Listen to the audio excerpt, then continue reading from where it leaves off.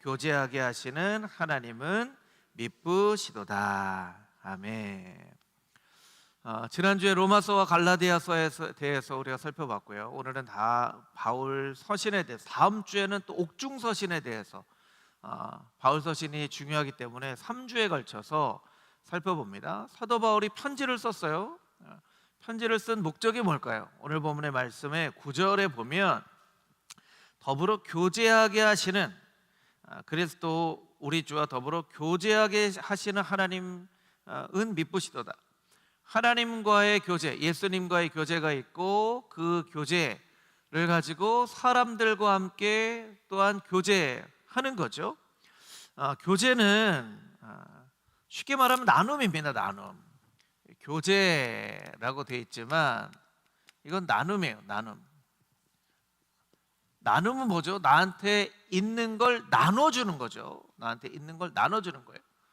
사도 바울이 편지를 통해서 무엇을 나눠주려고 했었죠? 오늘 4절 말씀에 보면 거기에 은혜라고 되어 있어요. 은혜가 바울 서신에 있어서는 굉장히 중요한 개념입니다. 사도 바울은 은혜를 나누어 주기를 원했어요. 왜 은혜를 나누어 주기를 원했죠?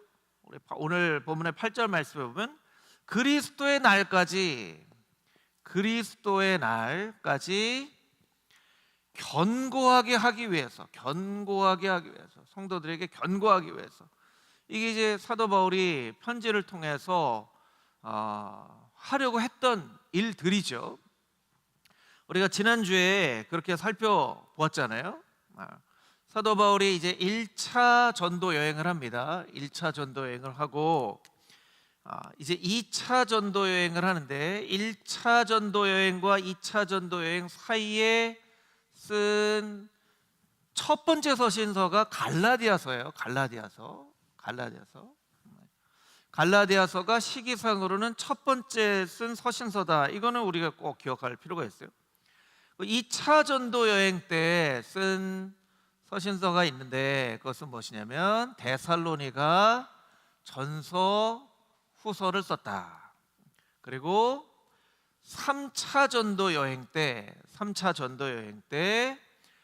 고린도 전, 후서와 로마서를 썼습니다. 그래서 내가 로마에 갈 것이다. 그래서 이제 로마로 가죠.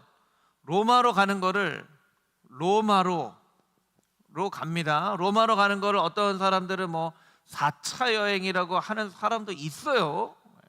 이제 3차 전도 여행 끝나고 로마로 가는 거니까. 로마에 가서 이제 로마는 감옥이지만 셋집이라고 됐어요. 여기에 갇혀서 이제 옥중 서신을 쓰는 거죠. 옥중 서신. 앱, 빌, 골, 몬, 이렇게 4가지 씁니다. 그리고 다시 풀려나죠. 그리고 또 전도를 합니다. 이걸 공식적이진 않지만 사람들은 5차 전도 여행이라고까지 하는데, 이때 쓴 이 책이 디모데 전서와 디도서를 씁니다. 그리고 다시 감옥에 갇혀요. 이때는 진짜 감옥에 갇히는 거죠. 감옥에 갇힙니다. 그래서 마지막으로 이제 디모데 후서를 쓰죠. 그래서 이것이 이제 시기상으로 쓴 바울 서신이다라고 할 수 있는데, 바울 서신은 또 이렇게 나눌 수가 있어요. 교회에 쓴 서신이 있고 개인에게 쓴 서신이 있어요. 여러분, 이 중에 개인에게 쓴 서신서가 어떤 서신서죠? 여러분이 생각나시는 대로 개인에게 쓴 서신서. 그렇죠. 가장 우리가 잘 알 수 있는 건 디모데 전 후서가 개인에게 쓴 서신서죠. 또 어떤 게 개인에게 쓴 서신서죠? 디도서도 개인에게 쓴 서신서예요. 또 하나 빌레몬서, 요 4책이 개인에게 쓴 서신서예요. 그래서 이거는 이제 시기상으로 쓴 그 성경이지만, 여러분 성경을 찾다 보면 마태, 마가, 누가, 요한, 그 다음에 사도행전이 나오고, 그 다음에 뭐가 나오죠? 성경의 순서상으로 보면 로마서가 나옵니다. 그 다음에 뭐가 나오죠? 고린도 전 후서가 나오죠. 그 다음에 뭐가 나오죠? 그 다음에 갈라디아서가 나옵니다. 그 다음에 갈라디아서가 나오고, 그 다음에 이제 옥중서신이라고 하는 앱, 빌, 골이 나오고, 그 다음에 사실은 데살로니가 전서, 후서가 나오고, 그 다음에 디모데, 전, 후서, 디도서, 빌레몬서가 나와요. 그러니까 여러분 잠깐만요. 네, 맞죠? 예. 디모데, 전후, 디도서가 성경의 순서로 보면 교회에게 쓴 서신이 먼저 나오고, 그 다음에 개인에게 쓴 서신이 나중에 나온다. 그 순서상으로 보면. 그래서 이게 이제 성경을 찾다 보면 사실은 좀 헷갈려요. 구약은 소선지서에서 헷갈리고, 신약은 이제 로마서, 고린도전서, 갈라디아서까지는 그런데 이제 에베소서 다음부터는 이게 막 헷갈리고, 막 빌레몬서 하면 빌레몬서가 여기 있는지 막 헷갈린단 말이에요. 그러면 이걸 디모데는 중요하니까 디모데 전후서, 디도서, 그 다음에 빌레몬서, 그 다음에 이건 뭐 참고로 히, 약, 벳 이렇게 외우면 히브리서, 야고보서, 베드로 전후서 하게 되면, 그 다음에는 요한 1, 2, 3서, 유다서, 요한계시록 하면 신약의 성경이 순서대로 외워져요. 그래서 우리가 그래도 신앙생활을 오래 하면 신약 성경의 순서 정도는 찾을 때 막 앞뒤를 막 뒤적뒤적하고 막 이렇게 찾지는 좀 않을 정도로, 그래서 성경을 우리가 좀 알 필요가 있겠죠. 그래서 사도 바울 서신은 대상자에 따라서 교회에 쓴 서신서가 있고 개인에게 쓴 서신서가 있다라고 할 수 있습니다. 그것이 오늘 교환의 첫 번째 내용이죠. 방문 여부에 따라서 방문하지 않은 교회 사람에게 쓴 서신서가 있어요. 로마서 같은 경우에 그래요. 로마서는요 3차 전도 여행, 여러분 여기 보세요. 3차 전도 여행 때 로마에 갔어요. 그러니까 3차 전도 여행 때 로마로 갔는데 벌써 여기 로마서 쓰잖아요. 그러니까 가기 전에 쓴 거예요. 가기 전에. 그리고 사실은 골로새서와 빌레몬서는 굉장히 밀접한데, 왜냐하면 빌레몬이라는 사람은요 골로새의 리더였어요. 골로새 교회. 그러니까 앳빌 골몬 할 때 골로새와 빌레몬서는 굉장히 밀접하다. 왜냐하면 빌레몬은 골로새 교회의 리더였기 때문이다. 여기도 사실은 방문하지 않은 교회인데 쓴 거예요. 그래서 방문하지 않은 교회에도 쓴 서신이 있다. 근데 대부분은 방문한 교회에 쓴 거죠. 방문한 복음을 전했는데 그 방문한 교회의 사람들이 믿음이 더 강건해지기 위해서, 아까 적었지만 그리스도 예수의 날까지 견고해지기 위해서 내가 경험하고 안 바를 너희들하고 좀 나눴으면 좋겠다 하는 게 이제 바울 서신의 목적이에요. 그래서 방문 여부에 따라서 이렇게 쓸 수 있고요. 또 하나 상황에 따라서 여러분들이 보시는 것처럼 어떻게 표시할까요? 이게 앳빌골모는 우리가 잘 아는 것처럼 옥중서신이에요. 옥중서신. 그래서 그냥 앳빌골몬 앞으로 해가지고 옥중서신 하고 외우면 조금 우리에게 암기하는 데 도움이 되겠죠. 이거는 옥중서신이지만 맨 마지막에 있는 디모데 후서도 사실은 2차 감옥에 갇혔을 때 쓴 서신서예요. 그러니까 사도 바울이 막 복음을 전할 때 썼던 서신서와 딱 감옥에 갇혀 있을 때 쓴 서신서의 느낌의 차이를 좀 알고 싶을 때는 이렇게 좀 이 서신서와 다른 서신서들을 이렇게 좀 비교해 가면서 조금 쉬운 성경으로 이렇게 읽어보면 이게 좀 이런 차이가 있구나라는 것들도 좀 알 수 있겠죠. 그래서 사도 바울의 서신서는 이렇게 그 대상에 따라서, 방문 여부에 따라서, 또한 상황에 따라서 나눌 수가 있어요. 그래서 여러분들이 바울 서신을 이렇게 좀 이해하면 좋을 것 같고요. 목적은 사도 바울이 경험하고 알고 있는 예수님에 대해서 나누기 위해서, 그리스도의 날까지 견고하게 서기 위해서, 나누기 위해서 편지를 썼다, 이렇게 보시면 좋습니다. 사도 바울의 특징, 바울의 편지의 특징을 여러 가지로 정리를 할 수 있지만 한 두 가지 정도로 정리를 할게요. 두 가지만. 뭐 너무 신학적으로 하면 안 되니까. 사도 바울의 편지가 13권이거든요. 13권. 13권에 한 번도 빠지지 않고 등장하는 인사가 있어요. 그것은 바로 은혜와 평강이죠. 같이 한번 따라해 볼까요? 은혜와 평강. 갈라디아서 1장 1절에 3절을 대표적으로 같이 한번 읽어보겠습니다. 시작.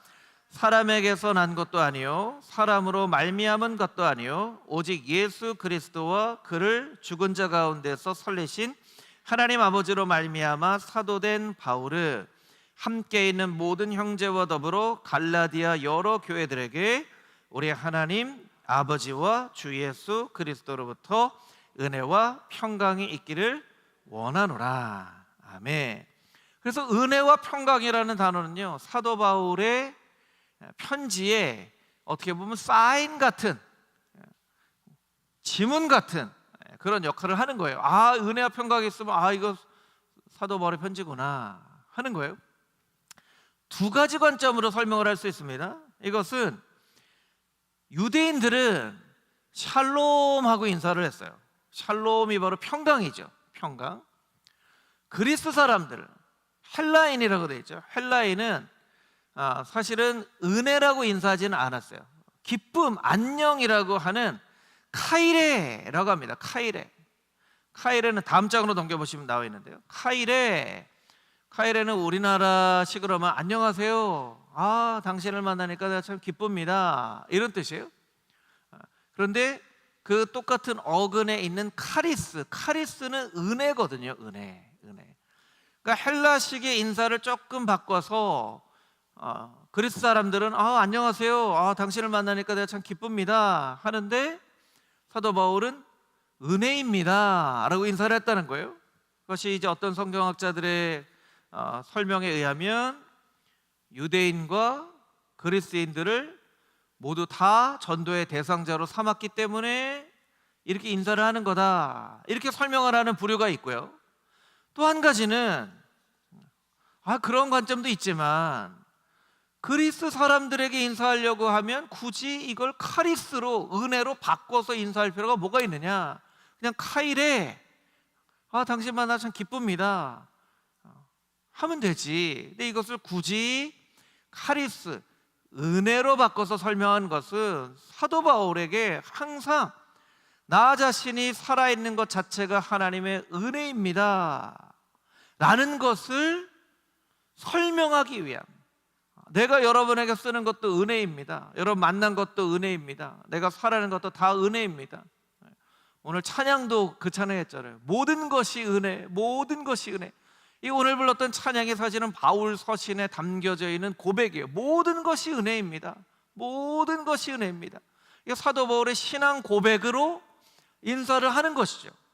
그래서 평강이라는 유대식 인사와 함께 모든 것이 은혜입니다 라고 표현하려고 하는 사도 바울의 신앙의 고백이 담겨져 있다는 거예요. 그런데 사실 이 은혜와 평강이라는 이 인사는 사도 바울 이전에 가브리엘 천사가 마리아를 만나서 예수를 낳을 것입니다 라고 예언을 할 때, 그 고지를 할 때, 그때 천사가 먼저 했던 그 인사말에 나와 있어요. 그래서 누가복음 1장 26절에서 28절 말씀을 보면 우리 같이 한번 읽어볼까요? 여섯째 달에 천사 가브리엘이 하나님의 보내심을 받아 갈릴리 나사렛이란 동네에 가서 다윗의 자손 요셉이라는 사람과 약혼한 처녀에게 이르니 그 처녀의 이름은 마리아라. 그에게 들어가 이르되 은혜를 받은 자여 평안할지어다. 주께서 너와 함께 하시도다 하니. 그러니까 사도 바울은 은혜와 평강이라고 얘기했지만 사실은 은혜와 평강을 풀어서 설명한 것은 무엇이냐면 은혜를 받은 자여 평안할지어다 하는 거예요. 그럼 이 구절이 여러분들이 평상시에는 그냥 이런 구절이 있었구나 할지 모르겠지만 바울 서신을 근거로 보니까 이 구절의 이 인사가 굉장히 중요한 인사인 거예요. 중요한 인사인 거예요. 은혜를 받은 자여 평안할지어다. 조금 더 다르게 설명하면 은혜가 없으면 평안도 없다, 이런 의미가 되기도 해요. 여러분, 은혜가 있어야 평안이 있는 거예요. 은혜가 있어야 평강이 있는 거예요. 은혜가 없는 평강은요, 모래 위에 지은 집 같아요. 세상 사람들은 은혜가 없는 평안을 말하죠. 은혜가 없는 평안을 말해요. 여러분, 은혜는 지난주에 설명드렸지만 은혜는 무엇입니까? 죽어 마땅한 사람이 죽지 않고 구속함을 받아서 누군가 값을 치러 주어서 구원을 받은 그것이 바로 은혜예요. 은혜.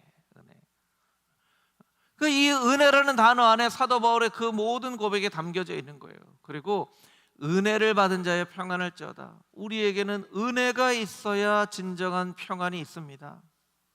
은혜를 받은 자여 평안할지어다 하는 천사의 고백이 사도 바울의 인사에 담겨져 있는 거예요. 그러니까 여러분, 이 구절의 의미, 은혜와 평강이라는 의미가 그냥 은혜와 평강, 은혜와 평강, 그냥 뭐 좋은 단어 두 단어를 가지고 인사하는구나, 이렇게 생각하시면 안 되고요. 이 인사 가운데에도 굉장히 중요한 신앙의 고백과 의미가 담겨져 있다는 사실을 우리가 잘 알아야 된다는 거예요. 여러분들이 이제 앞으로 은혜와 평강을 보실 때마다 은혜를 받은 자여 평안할지어다. 은혜가 없이는 평안도 없습니다. 이런 의미라는 것을 여러분 잘 기억하시면 좋을 것 같아요. 또 사도 바울의 편지를 보면요, 많은 동역자들이 나옵니다. 동역자들. 특별히 이제 바울 서신의 끝부분에 보면 자기와 함께 한 사람들의 인사도 나오고요. 또 어떤 서신서에 보면 바울과 디모데와 실라는 이렇게 함께 이 편지를 쓰고 있는 사람들에 대해서 이야기를 하고 있어요. 그러니까 여러분, 사도 바울의 선교는요 그냥 혼자서 선교한 것이 아니라 팀 사역을 한 거예요. 동역을 한 거예요. 여러분, 오늘날 우리도 마찬가지입니다. 오늘날 하나님의 일을 하는 모든 사람들은 사실은 팀 사역을 하는 거예요. 함께 동역을 하는 거예요. 그래서 서로를 동역자로 여기지 못하고 서로와 함께 일을 하지 못하면 하나님의 나라의 일은 할 수 없어요. 하나님도 성부, 성자, 성령 삼위일체 하나님께서 동역하시는 그런 모습을 우리에게 보여주신 것처럼 교회와 관련된, 신앙과 관련된, 전도와 선교와 관련된 모든 일들은 사실은 다 팀 사역이에요. 동역을 해야 되는 거예요. 함께 사역을 해야 되는 거예요. 사도 바울의 동역자들이 참 많았죠. 첫 번째는 바나바인데요, 바나바는 어떤 의미에서 중요한 사람이냐면 바울을 오늘날의 바울로서 세워준 사람이 사실은 바나바예요. 바울은 예수님 믿는 사람들 잡아다가 핍박했던 사람이죠. 그러니까 사람들은 바울을, 아무리 바울이 예수님 믿고 복음 전도자로 거듭났다고 하지만 바울을 색안경을 끼고 볼 수밖에 없어요. 저러다가 돌변해서 우리 잡아가는 거 아니야? 근데 그 바울을 괜찮습니다, 내가 보증합니다 했던 사람이 바나바예요. 우리나라에서 우리나라뿐만 아니지만 보증 서지 말라 이런 얘기 있잖아요. 보증 서지 말라, 그런 얘기 많이 들어보셨죠? 보증은 서는 거 아니야. 보증 때문에 정말 어려움을 겪은 수없이 많은 사람이 있기 때문에 보증 서지 마, 보증 서는 거 아니야. 성경적인 말씀일까요? 물론 거기 그 신뢰가 너무나 많이 나왔기 때문에 조심해야 되지만 바나바는요 보증선 사람이에요. 보증선 사람. 사도 바울이 잘못되면 내가 다 책임지겠습니다 하는 거예요. 그래서 바울로 하여금 복음 전도자로 쓰임을 받게 한 사람이죠. 그런데 1차 전도 여행 끝나고요, 2차 전도 여행 때 바울과 대판 싸웠어요. 대판 싸웠어요. 그러니까 참 놀라운 일이에요. 바울과 바나바도 대판 싸울 수 있다. 그러니까 여러분들 이거 대판 싸울 수 있구나. 교회에서 싸울 수 있어. 여러분 이렇게 하시면 잘못 적용하시는 거고요. 하나님께서는 그런 일들로 말미암아 또 바울과 바나바가 더 많은 지역에 가서 복음을 전하게 하셨어요. 그리고 그 이후에 바나바도 사도 바울이 바나바와 결별을 하게 만들었던 마가 요한도 사도 바울과 같이 나중에 회복한 그런 사역자가 된 거예요. 그러니까 여러 가지 어떤 우여곡절에 있는 사람도 하나님께서는 회복해서 다시 사용하신다, 이런 메시지를 우리가 볼 필요가 있겠죠. 그래서 바나바는 그런 사람이었다라는 거 우리가 알면 좋을 것 같고요. 디모데, 중요한 인물부터 보는 거예요. 디모데는 사도 바울이 복음 안에서 난 아들이다 라고까지 얘기한 사람이에요. 어머니는 유대인이었고 아버지는 헬라인이었어요. 다문화 사람이에요. 다문화 사람. 여러분 우리나라가 다문화 국가, 다문화 사회가 되어져 가고 있잖아요. 그렇죠? 우리는 사실 잘 실감을 못해요. 그런데 조금만 경기도를 벗어나서 뭐 더 지방으로 가면 우리나라가 우리나라가 굉장히 다문화 사회가 되어져 가고 있는 것을 느낄 수 있어요. 그러니까 이게 뭐 큰일이다 그럴 일이 아니에요, 사실은. 왜냐하면 하나님이 20년, 30년 뒤에 대한민국이라는 나라를 한국 민족 혈통에 있는 사람으로만 사용하리라는 법이 없어요. 여러분 보세요. 사도 바울은요 정통 유대인이었죠. 정통 유대인. 바리새인 중에 바리새인이고 베냐민 지파에 있었던 사람이에요. 정통 유대인이었어요. 복음을 전한 사도들보다도 더 열정으로 복음을 전한 사람이었는데 사도 바울의 후계자인 디모데는 다문화 사람이었어요. 그러니까 우리가 다문화에 대해서 한국 민족은 한 나라의 한 지역의 한 민족과 한 언어를 사용하는 사람이 있기 때문에 배경을 가지고 있기 때문에 다문화에 대해서 굉장히 좀 거부감도 있고요, 익숙하지 않아요. 근데 사실 우리가 굉장히 다문화 사회를 잘 준비해야 돼요. 잘 준비해야 돼요. 지금 뭐 금호동 지역에는 많이 없다 하더라도 이 근방의 서울 안에서도 다문화를 가진 사람들이 많이 있습니다. 그러니까 금호중앙교회도 이제 좀 준비를 해야 돼요. 다문화 사회, 다문화의 어떤 그런 사회가 될 수 있도록 준비를 하는 게 필요해요. 왜냐하면 한국 전체가 다문화 사회가 되어져 가고 있는데. 그렇게 여러분들이 이해를 하시면 됩니다.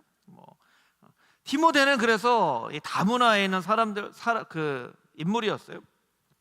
디모데는 사도 바울이 복음을 전한 곳, 고린도, 데살로니가, 에베소 이런 곳에서 바울 대신에 목회자로서의 역할을 했어요. 그러니까 바울은 전도자였다면 디모데는 전도자로서의 정체성보다는 목회자로서의 정체성이 더 많아요. 사도 바울이 막 복음을 전하며 돌아다닙니다. 근데 누군가는 남아서 목회를 하는 거예요. 그러니까 팀워크이죠. 이게 정말 팀워크예요. 막 복음을 전하고 다니고 누군가는 남아서 그 사람을 잘 양육하고, 그런 역할을 했었던 사람이 바로 디모데입니다. 디도도 마찬가지인데요. 디도도 역시 디도서 1장 4절에 보면 사도 바울이 믿음의 아들이다 라고 표현한 사람이에요. 디모데만큼 바울 서신에 많이 등장하지는 않았지만 디도는요 아주 중요한 역할이 있어요. 교회의 문제를 해결하는 해결사 같은 역할을 합니다. 특별히 이제 고린도 교회 같은 교회에 문제가 많은 분열과 음행과 여러 가지 은사를 잘못 사용하는 그런 문제, 정말 심각한 문제가 있는 교회에 가서 문제를 해결합니다. 또한 이 헌금과 구제에 관련된 재정적인 부분을 감당하는 사람이었어요. 굉장히 신뢰할 만한 사람이었죠. 예수님의 제자들 가운데는 유다가 재정과 관련된 일을 감당하였지만 유다는 돈을 사랑해서 시험에 빠졌죠. 근데 디도는 그렇게 하지 않았어요. 디도는 재정과 헌금과 구제에 관련된 일들을 했지만 굉장히 신실한 사도 바울의 동역자로 끝까지 쓰임을 받은 사람이었습니다. 자, 네 번째, 누가입니다. 누가는요, 골로새서 4장에 그 이름이 등장하는 사람인데 이 사람은 의사였어요. 의사. 그래서 누가복음에 보면 의사의 통찰력으로 볼 수 있는, 예를 들면 예수님이 옆구리에 창에 찔렸잖아요. 창에 찔렸죠. 근데 누가복음에만 물과 피가 흘러나왔다 이렇게 기록되어 있어요. 물과 피가. 이 물과 피가 왜 흘러나옵니까? 이 예수님께서 이미 이 안쪽에 출혈이 있어서 혈소판과 과학적, 의학적으로 말하면 혈소판과 적혈구가 벌써 이렇게 서로 분리가 되어져 있는 거예요. 그래서 창으로 찔렸을 때 물과 피가 흘러나왔다. 의사의 통찰력으로 본 거죠. 그래서 이 사람은요, 누가는 나중에 사도 바울과 함께 동역을 했지만 디모데후서 4장 11절 말씀에 보면 사도 바울 서신의 맨 마지막에 있는 디모데후서에 보면 맨 마지막 유언과 같은 말씀에 보면 나와 함께 있는 사람은 오직 누가뿐이었다. 누가뿐이었다. 끝까지 사도 바울과 함께 그 감옥살이를 한, 혹은 감옥살이 옆에서 사도 바울을 돌봐준 사람, 누가였다는 거예요. 이 누가가 주는 이 의미가 굉장히 큽니다. 끝까지 함께하는 사람. 우리 금호중앙교 모든 성도님들은 복음과 끝까지 동행하는 그런 성도님들이 되시기를 주님의 이름으로 축복합니다. 아멘. 끝까지 동행한, 누가와 반대되는 사람, 누가 있다고 할 수 있겠죠? 누가와 반대되는 사람, 데마라는 사람이 있습니다. 데마는 세상을 사랑하여서 데살로니가로 갔다. 이 데마가요, 그 데살로니가 전후서에 보면 이 사도 바울의 동역자로 나와요. 나의 동역자 데마가 함께 문안하느니라 이렇게 되어 있는데요. 고린도후서에 가보면요, 데마는 세상을 사랑해서 데살로니가로 갔다 이렇게 기록하고 있어요. 그러니까 한때 열심히 있어도 끝까지 충성을 감당하지 않으면, 끝까지 충성을 감당해야 된다는 거예요. 구약으로 보면 어떤 사람들입니까? 40년 동안 광야 그 고생을 하고 이제 가나안이 코앞인데, 우리는 가축이 너무 많아서 가나안으로 가지 않고 요단강 동편에 좀 정착할 수 있도록 좀 해주십시오. 모세에게 부탁한 르벤, 갓, 므낫세 반지파. 특별히 므낫세 반지파는요, 지파가 반쪽으로 나뉘어져요. 가나안으로 들어가야지. 어떤 사람은 우리가 이렇게 짐승이 많은데 가나안으로 들어갔다 이거 다 죽고 하면 어떡해. 그래, 지파가 가축의 문제로, 이 가축이라는 거 오늘날로 보면 돈이에요. 돈 문제로 지파가 딱 반쪽으로 나눠집니다. 우리는 여기 남을래, 우리는 믿음 따라 들어갈래. 그래서 그냥 돈 때문에 반절로 딱 나눠진 지파. 그래서 그 가나안을 코앞에 두고 르우벤과 갓과 므낫세 반 지파가 요단 동편으로 남게 됩니다. 에돔과 모압 지경에 남게 돼요. 그런데 여러분, 보면요, 이스라엘 백성들과 함께 가나안으로 왔던 출애굽기에 잡족이라고 되어 있는 많은 민족들은요, 그냥 처음에는 막 이스라엘 사람들 가니까 우리도 저 하나님, 능력의 하나님인 것 같은데 따라가자, 뭣도 모르고 사실은 우리도 갑니다 해서 따라왔지만 그 사람들은 이스라엘 사람이 됐어요. 이스라엘 사람들이.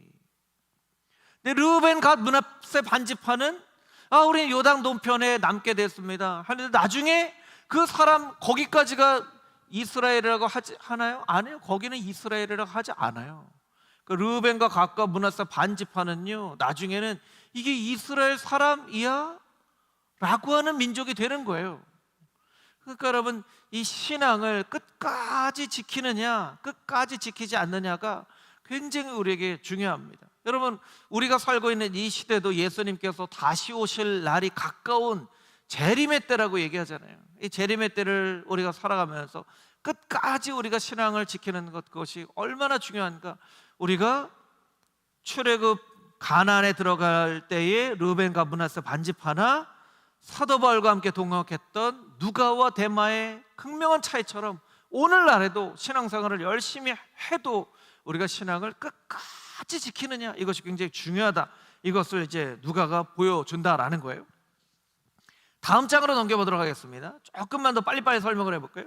신라는 여러분들이 잘 아시죠? 빌립보 감옥에 바울과 신라가 실로아노라고도 되어 있는 신라. 그래서 이 사람은 바울과 함께 동역했던, 사실은 사도행전 15장에 보면 예루살렘 교회의 지도자예요. 바울과 바나바가 싸우고 같이 안 가니까 그럼 바나바 대신에 하면서 바울과 함께 동역을 했던 사람이죠. 함께 고난을 받았던 사람, 그리스도와 함께 고난을 받으라, 이런 말씀대로 살아갔던 사람이죠. 브리스길라와 아굴라, 여러분들이 잘 아는 것처럼 고린도에서 사도 바울과 함께 천막 만드는 일을 하였죠. 동업자였던 거예요. 동업자, 같은 직종의 일을 했던 부부 선교사를 이야기합니다. 부부 선교사. 오늘날에도 부부 선교사들이 있죠. 브리스길라와 아굴라. 보통은 성경에서 브리스길라와 아굴라 하는데 아굴라가 남편이고 브리스길라가 아내예요.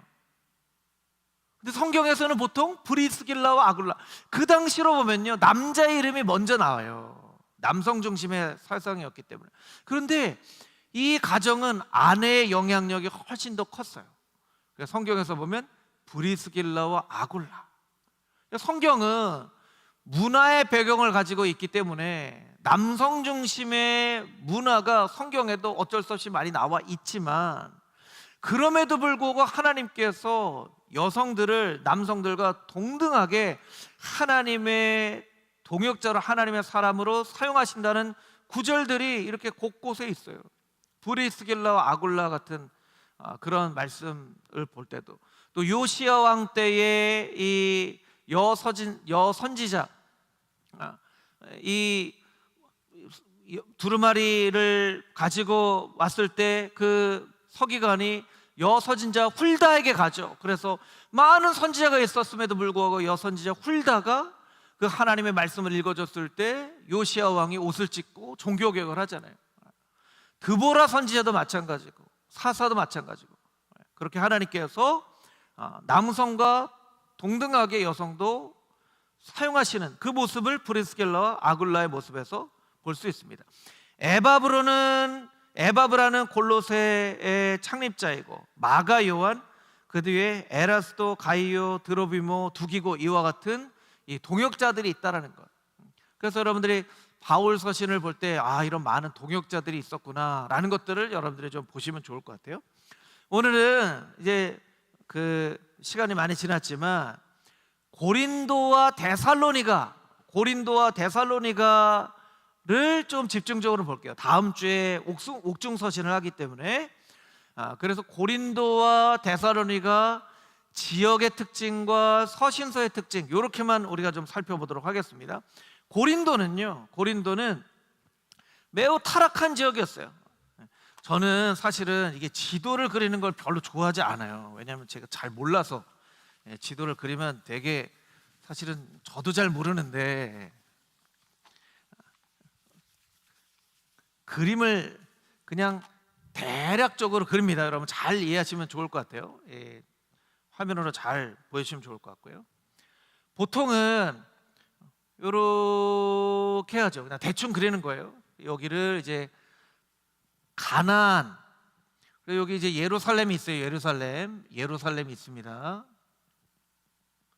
예루살렘이 있고, 여기 이렇게 여기 이제 시내 광야예요. 여기가 이집트고요.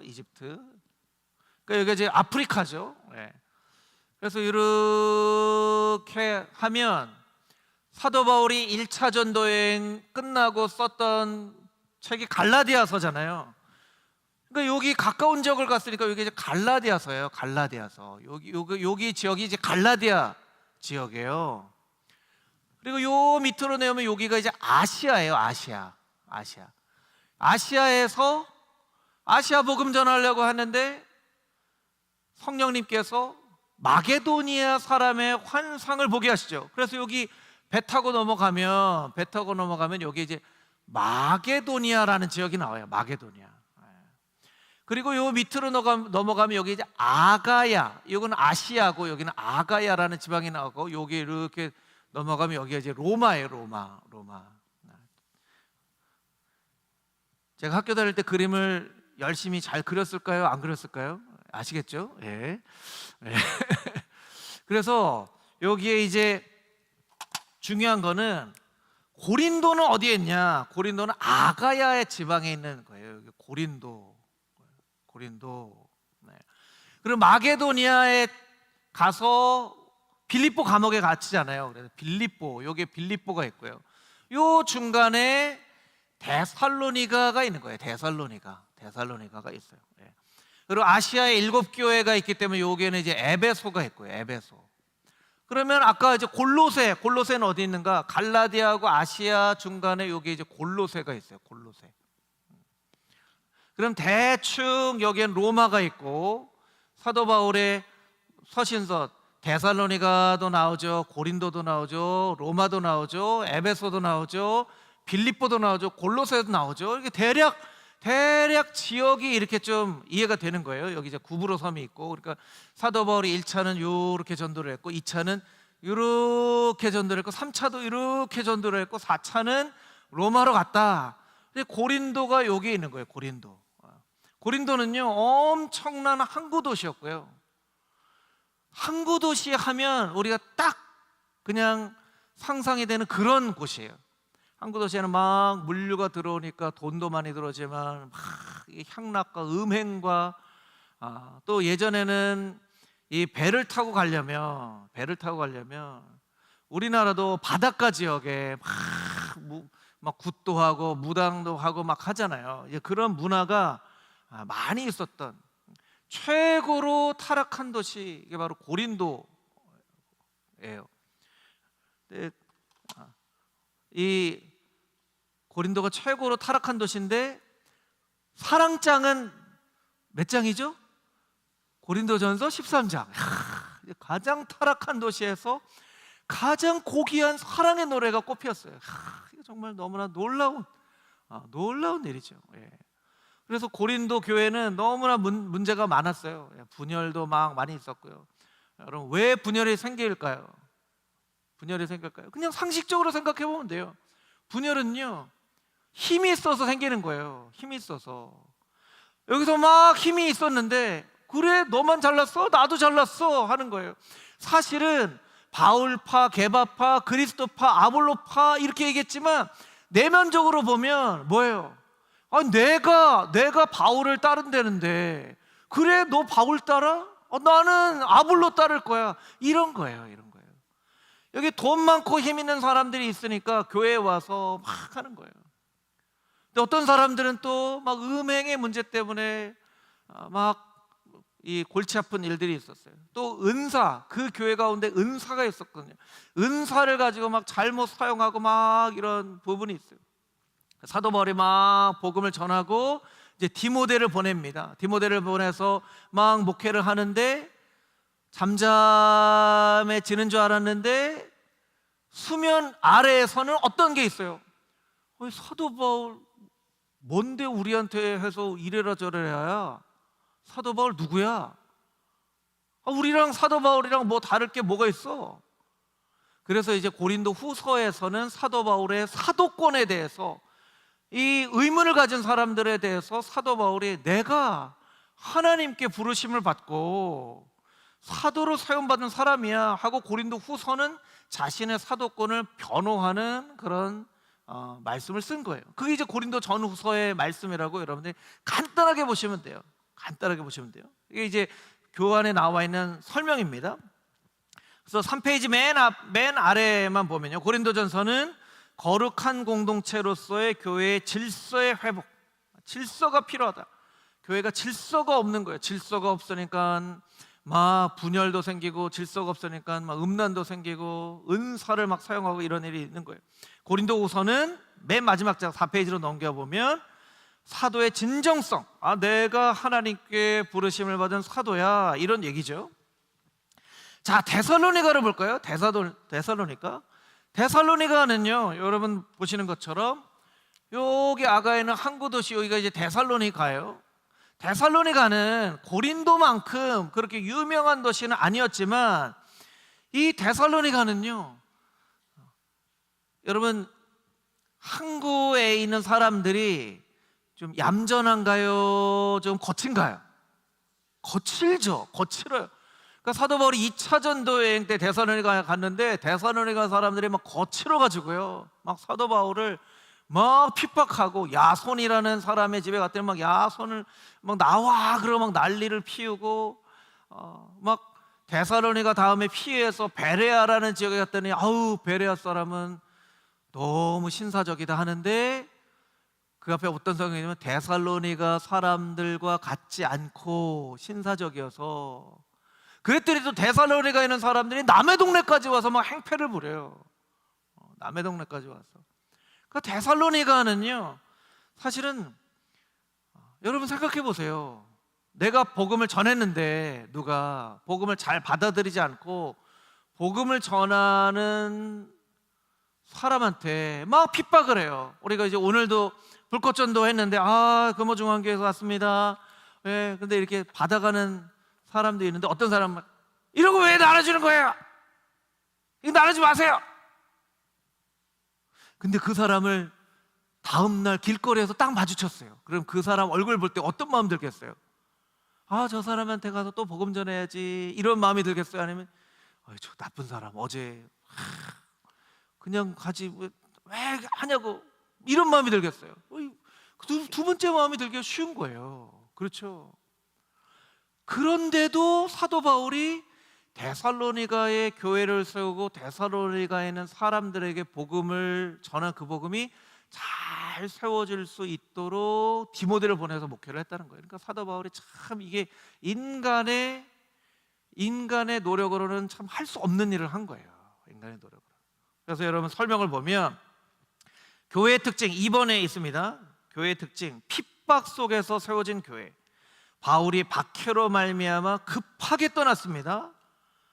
그러나 이 나쁜 놈들, 데살로니가에 있는 놈들, 정말 내가 복음을 전했는데 했는데 떠나고 보니까 교회가 세워졌다는 거예요. 놀라운 일이죠. 데살로니가는 교회가 안 세워질 줄 알았는데 데살로니가의 교회가 세워지다니. 그러니까 되게 의미가 있는 도시인 거예요. 의미가 있는 도시. 복음을 전혀 안 받아들일 것 같은데 의미가 있는 도시. 그러니까 사도 바울이 두 번째로 서신서를 쓴 거예요. 이게 의외로 복음을 안 받아들일 것 같았는데 데살로니가에서 복음을 받아들였어? 하고 보니까 사도 바울이 잠깐만 복음을 전하고 왔기 때문에 예수님의 다시 오심과 재림, 부활에 대해서 잘못된 생각을 가지고 있는 거예요. 그래서 사도 바울이 특별한 마음을 가지고 예수님의 부활과 재림에 대해서 가르쳐주는 그런 도시라는 거예요.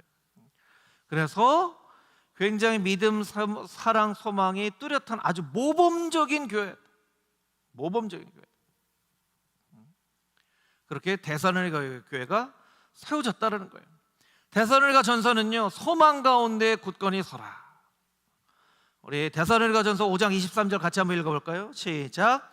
평강의 하나님이 친히 너희를 온전히 거룩하게 하시고 또 너희의 온 영과 혼과 몸이 우리 주 예수 그리스도께서 강림하실 때 흠없게 보존되기를 원하노라. 아멘. 그래서 데살로니가 전후서의 말씀에 보면요, 강림이라는 단어가 많이 나와요. 강림. 왜냐하면 재림에 대해서, 부활에 대해서 설명하기 때문에 그리스도께서 다시 강림하시는 때에 이런 구절들이 있죠. 그래서 소망 가운데 굳건히 서야 되고 예수님 다시 오실 때까지 신앙을 굳건히 세우기 위해서는 균형 잡힌 신앙인으로서 살아야 된다라는 것들을 가르쳐준 서신서가 바로 데살로니가 전후서예요. 그러니까 사도 바울에게는 굉장히 의미가 있는 그런 것이죠. 사실 생각해 보면요, 더 많은 교회와 더 많은 사도 바울의 편지가 있었을 수도 있어요. 예를 들면 1차 전도 여행 때 루스드라라는 곳에 가서 사도 바울이 돌에 맞아서 죽잖아요. 죽었는데 어떤 성경학자들은 죽은 줄 알고 버렸는데 다시 살았다는 사람도 있고, 죽은 사도 바울을 살렸다는 성경학자도 있고, 근데 다시 그 루스드라 성에 가서 사도 바울이 어떻게 설명합니까? 복음 전하는 사람들에게는 이와 같은 일들도 일어날 수 있다, 이렇게 너무나 그냥 다 그런 거야, 이런 식으로 설명을 합니다. 그러니까 루스드라 같은 것도 굉장히 사도 바울에게는 의미가 있는 곳이에요. 그러니까 그곳에도 막 편지를 썼을 수도 있고요. 이게 여기에 나와 있는 사람들뿐만 아니라 사도 바울이 정말 많은 곳에 편지를 쓰면서 자신에게 있는 복음을 함께 나누어 주려고 노력을 했다는 거예요. 여러분들이 바울 서신을 이제 좀 설명을 드렸는데, 바울 서신을 보면서 다른 건 다 잊어버려도 여러분들 꼭 잊어버리지 않았으면 하는 것은요, 사도 바울이 정말 나누어 주고 싶었던 예수 그리스도의 복음, 사도 바울이 얼마나 나눠주고 싶었을까. 사도 바울이 정말 이걸 나눠주고 싶은 그 마음, 이 마음만큼은 여러분들이 서신서를 읽으면서 좀 느낄 수 있었으면 좋겠어요. 그러니까 바울 서신을 볼 때마다 사도 바울이 정말 나눠주고 싶었던 복음, 그것은 어떤 것인가, 이런 관점으로 바울 서신을 읽으며 여러분들이 여태까지 읽었던 바울 서신과는 또 다른 감동으로 사도 바울의 서신을 읽을 수 있게 되리라 믿습니다. 오늘 사도 바울 서신에 대해서 짧은 시간, 이 수요 성경대학만 하면 왜 이렇게 시간이 빨리 지나간지 모르겠어요. 오늘도 여러분과 함께 나누는데요, 이 시간 동안 깨달은 말씀들을 여러분의 마음 가운데 잘 새기고 성경을 읽을 때 오늘 함께 나눴던 이런 이야기들이 잘 기억이 나서 더 풍성하게 하나님의 말씀을 읽을 수 있는 여러분 모두가